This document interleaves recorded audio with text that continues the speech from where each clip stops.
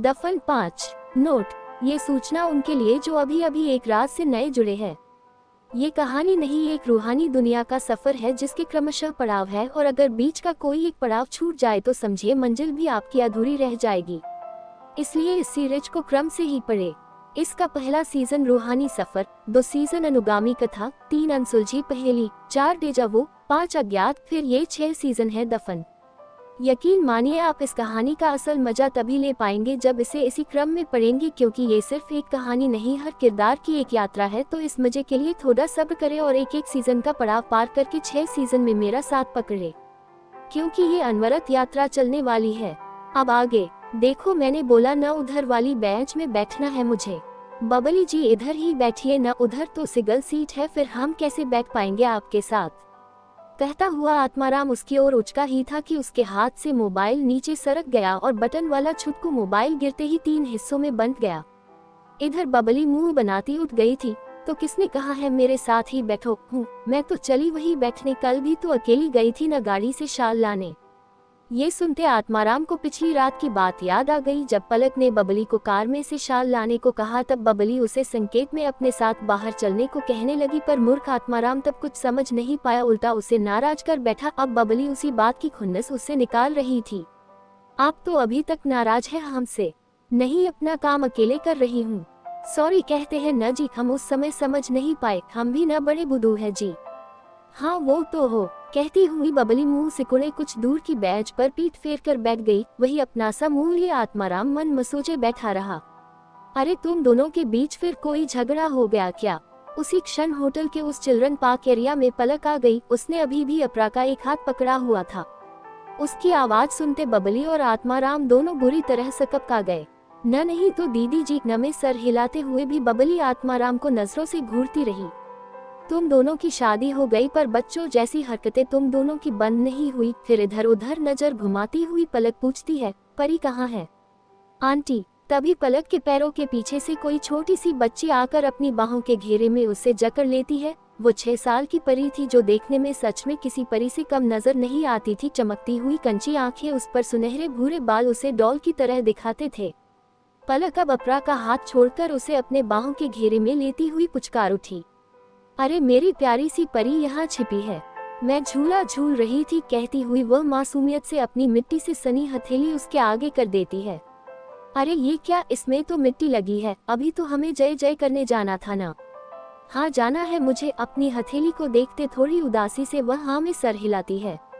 तो ठीक है, हाथ धोकर जल्दी से परी आएगी तो हम सब जय जय करने चलेंगे, कहती हुई पलक बबली की ओर देखती हुई कहने लगी, बबली परी का हाथ धुला कर ले आओ, अभी हमें शाम की आरती के लिए निकलना है। जी दीदी। एक बार फिर जाते जाते वह आत्माराम को नजरों की तलवार से खोदती चली, पर इस बार आत्माराम मोबाइल के टुकड़े उठाए उसे जोड़ने में लगा था, उसकी ओर देखा ही नहीं। तुमने ये हालत कर दी मोबाइल की, इसलिए मेरे कॉल मिलाने पर मिल नहीं रहा था। अच्छा रुद्राक्ष कहाँ है? बाबा तो उधर टीले पर बैठे हैं, उंगली से संकेत करते वह पार्क के एक ऊंचे हिस्से की उसका ध्यान दिलाता है जहां परछाई सा कोई दिख रहा था। अकेले क्यों छोड़ा उसे? आप रुके, हम बुला लाते हैं बाबा को, कहते कहते एक बार फिर उसके हाथ से मोबाइल नीचे फिसलता है और फिर से 3 टुकड़ों में बंट जाता है। पहले तुम मोबाइल जोड़ो, मैं बुला लाती हूँ, और इसके बाद तुम साहब के पास चले जाना, कहती हुई पलक उस टीले की ओर बढ़ गई। बबली परी को ले जा चुकी थी। अब वहाँ मोबाइल में मग्न आत्माराम था, और जिस पर से सबका ध्यान हट गया वो थी अपरा। सबको जाते देख उसकी आंखों की शैतानी जैसे एक बार फिर चमक उठी।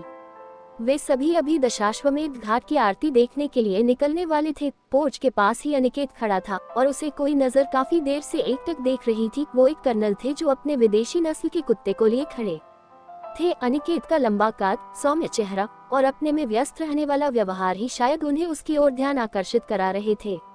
आप कही डॉक्टर अनिकेत? पूर्ण विराम उद्धरण चिन्ह। जी। अनिकेत आवाज सुनता चौंका और सीधी दृष्टि से कर्नल की ओर देखा।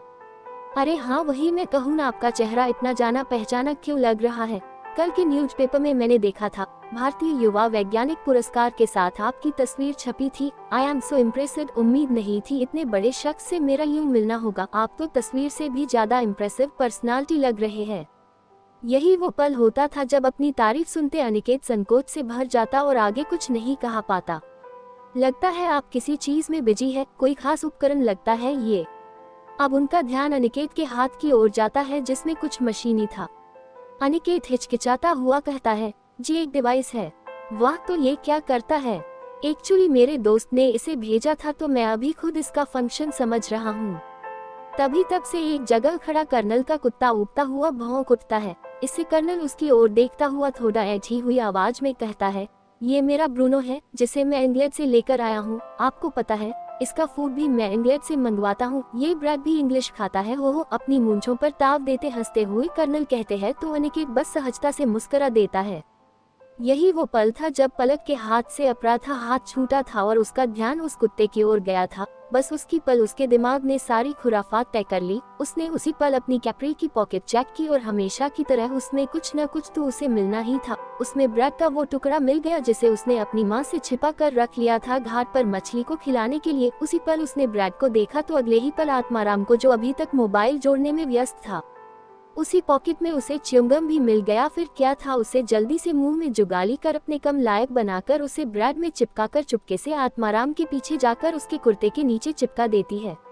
लो, हो गया मोबाइल, अब साहब जी पास जाता हूँ, खुद से कहता हुआ आत्माराम अनिकेत की ओर चल देता है। पर उसे क्या पता था कि अपरा ने उसके साथ क्या किया। वह जैसे ही कर्नल के पास से गुजरा उस ब्रेड की महक से कुत्ता उस पर भौंकने लगा। एकदम से उसका भौंकना सुन आत्माराम उसे दूर भागने लगा। ये देख कुत्ता और उत्सुक हो उठा। वह झट से अपनी चेन खींचकर आत्माराम के पीछे भागा। अब आत्माराम बचाओ बचाओ कहता पार्क का गोल गोल चक्कर काटने लगा और उसे भागता देख कुत्ता भी उससे पीछे पीछे भागने लगा।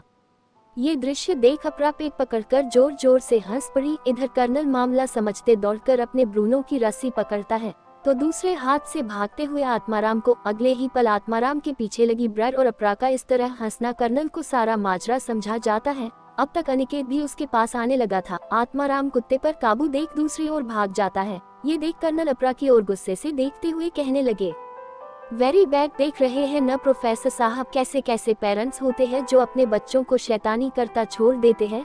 आप तो बड़े सुलझे हुए शख्स हैं। संयोग से आपसे मिला पर बड़ा अच्छा लगा। और एक तरफ इस नौटी लड़की के लापरवाह पेरेंट्स हैं। पता नहीं इस लड़की के पेरेंट्स किस तरह के होंगे। मुझे पता चल जाता तो उसके फादर की मैं अच्छे से खबर लेता। कर्नल ने ये कहा और अगले ही पल उन्होंने जो देखा उससे उनकी आंखें बाहर ही लटक आए। अनिकेत मौन आगे बढ़ता है और अपरा का हाथ पकड़े दूसरी ओर बढ़ जाता है। जबकि ये देखते कर्नल मुंह खोले उसे जाता हुआ देखता रहा। कहानी आगे जारी रहेगी। कहानी पसंद आने पर लाइक करें, सब्सक्राइब करें और मित्रों से साझा करना बिल्कुल न भूलें। धन्यवाद।